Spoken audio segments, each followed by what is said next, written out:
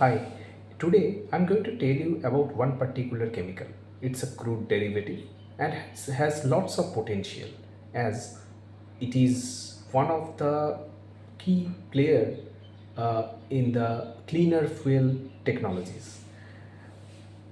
In this video, I shall discuss about the value chain of this particular chemical, its raw material, how do we source it, and what is the application, its international producers, domestic producers, uh, like what is the status of India, where India stands, whether it imports or if it imports, how much does it import, which are the sources, international prices, domestic prices, current situation, everything. I will try to cover up everything within a nutshell. So please stay tuned till the end. So in this video, I shall be naming a few companies who are the producer of the company. So from that regard, I have a disclaimer that I do not have any buy, sell, hold recommendation with this particular video. This video is made absolutely for the academic purpose. The stocks which are named are not at all any recommendation. If you have any investor, any trader has any interest in the stock, then take your own call or check with your registered advisor. The name of the chemical is methanol. Very common name. It's a crude derivative, all of us know. It's there are certain triggers in methanol. What are those triggers? It's like it's a cleaner fuel. It can be used as a cleaner fuel, specifically the marine field. The transition to cleaner marine fuel is gaining momentum, and methanol is emerging as the leading near-term alternative in marine fuel. Uh, and Obviously methanol ranks second after LNG, when ammonia and hydrogen are still uh, early stage. So methanol becomes very important from that aspect. There are another few other triggers as well. So basically methanol is used in a blend for in the automotive. uh, we can say it's a fuel blending, where M15 and M85 blends has been done in India. M15 means is 15% methanol and 85% gasoline. It's compatible with BS4 as well as BS6 vehicles without engine modification, and another M85 blend, 85% methanol and 15% gasoline, require flex fuel vehicles or ECU tweaks for higher power safety. Trials by Bajaj Auto and Mahindra confirmed durability. So we can understand from this that methanol seems to have a very strong future, as it is already started getting traction in the marine and as well as in the automotive segment. Now the question is, uh, Acha, before that, let me tell you about the value chain. As I already mentioned, that it's a crude derivative. Methanol is a crude derivative, so obviously source is uh,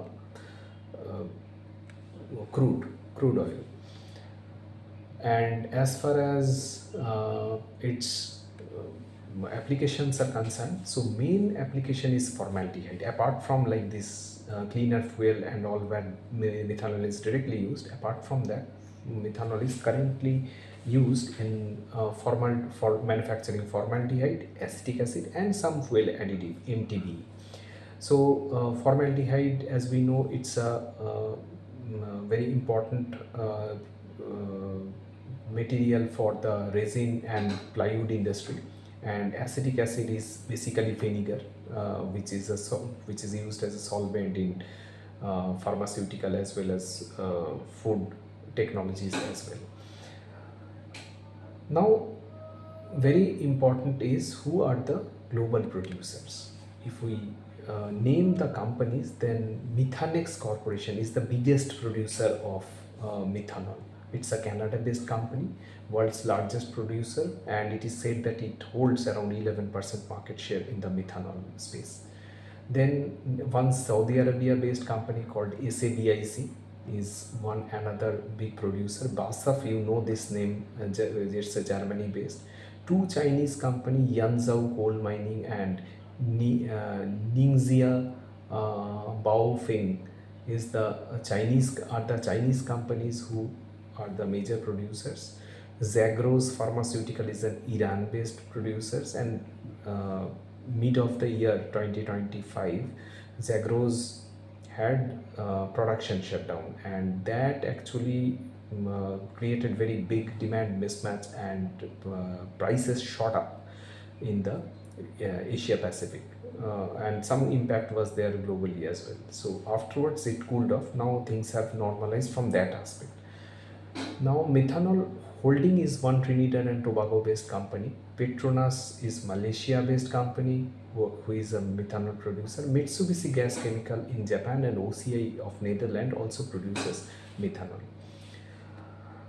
Among the domestic players, GNFC, Gujarat Narmada Fertilizer Corporation. GNFC is a major producer of methanol along with Deepak Fertilizer, and little bit is produced by Reliance Industries as well. Uh, so Okay, so Methanex, as far as Methanex is concerned, as I said, Methanex is a very is the largest player. Methanex produces around 1300, means in September quarter it produced uh, around 1.378 lakh tons, 1.378 lakh tons in the September quarter only, Methanex production. So GNFC, the largest producer, produces around uh, 1.5 million metric ton in the whole year. Yeah, sorry, 1.5 lakh metric ton in the whole year, and it's almost same is produced by Methanex in a quarter. So you can compare how big Methanex is. And okay, now how the prices are doing, we will have a check. If we check the realization, if we check the realization of Methanex, then we will get to understand what is the current price or current global price uh, at this point in time. So it's 345 US dollar per ton was the realization in September 25 quarter. So 345 dollar US dollar per ton was the September quarter's price. So we can consider it as a global price at this point in time. And as far as GNFC is concerned, in Q2, it produced around 28 its price was 28,000 rupees per metric ton. 28,000 rupees per metric ton, but there is a catch. I will come back to it. Now, what happened that I said, like, there are a couple of very important global triggers from the fuel technologies or cleaner fuel for methanol. Now, how India is placed, that is very important. First of all, does India manufacture all of its requirement in the country? Not at all. India is a net importer of methanol. In during FY25, it imported US dollar 918 million US dollar. 918 million US dollar of import of methanol happened in FY25, where 47% came from Oman. Saudi share was 27%, Qatar sent 12%, Bahrain 5%, Iran 4%. You can understand this. Now, recently there is a spike in the methanol prices. Why the methanol prices are high? Because of US tariff. But US tariff came a couple of quarters back. Now what happened exactly? Basically, US has put an tariff on Iran, like vendors who are supplying, who are sourcing their material from Iran is under pressure, and so there is a disruption. Like US put hefty tariff on the companies who are sourcing from Iran, and that made actually the supply chain disruption, and that actually resulted a spike in the methanol prices. But this price high spike is in Asia Pacific region, Asia Pacific, and is sort of like up to a certain extent the Middle East region. But US prices are absolutely normal. Now, uh, the problem is methanol prices goes up. Its derivative, acetic acid prices didn't go up due to muted demand. So companies who are producing methanol or acetic acid, or let's say who are sourcing methanol and producing acetic acid, or producing in-house methanol and also producing acetic acid, what would be their scenario? No, basically, if you are sourcing, you are importing in India, you are importing methanol in India, then you are getting higher prices, correct? But acetic acid prices are subdued, under pressure because of lack of demand, and that is why your spread between acetic acid and methanol is squeezing out.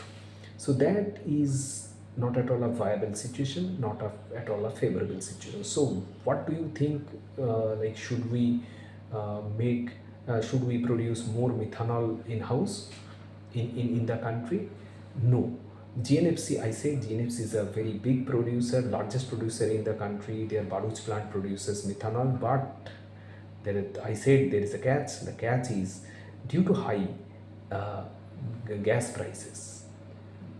GNFC said it in its con call that due to high gas prices, producing methanol in-house is not at all viable. It is so high that despite spike in the global prices, or let's say international prices for import, domestic manufacturing is not viable just because of higher gas prices.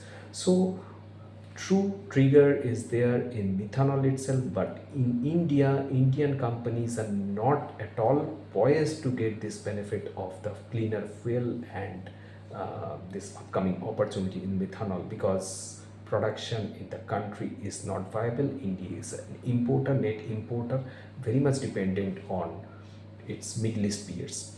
So that's it in this particular video. If you find this video informative, don't forget to like the video and please subscribe the channel for getting this type of informative inputs. Thank you.